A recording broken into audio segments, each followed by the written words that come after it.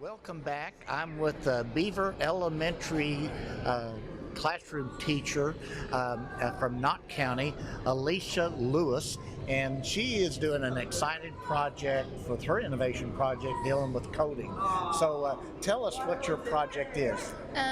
We got some robots for our classroom, 6 robots, and they get to do some coding with that, like designing their own programs and incorporating into our lessons, which is really good for our school because we are a very low socioeconomic status school. And our students do not have the opportunity to do this outside of the classroom. They don't have the means when they come to school. That's the only time they get internet or access to electronics. And so a statistic when I did this grant was that there's 1.4 million jobs that are going to be available in computer programming in 2020, which is right around the corner.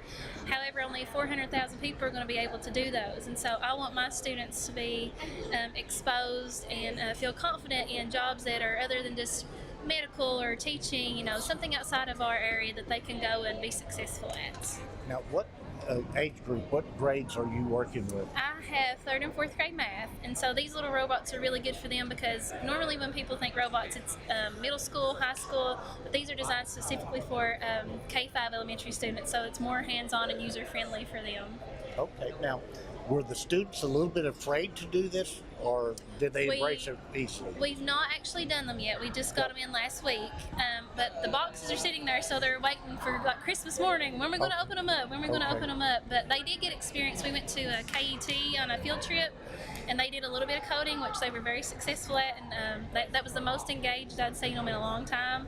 And so I'm hoping next week to start implementing this into the classroom. Well, and again, and that's a very good point, because what you have done today is you've written the grant, you got approved because the people like your innovation grant, what you're going to do differently in the classroom, and then so you presented today about what you're going to do, and then in the spring you'll come back and you'll report about, okay, here's what I learned, here's how the project go and all that. I'm hoping to bring some kids back with me and let them demonstrate how that they've used the robots within the classroom and how much they've learned and developed over that time period.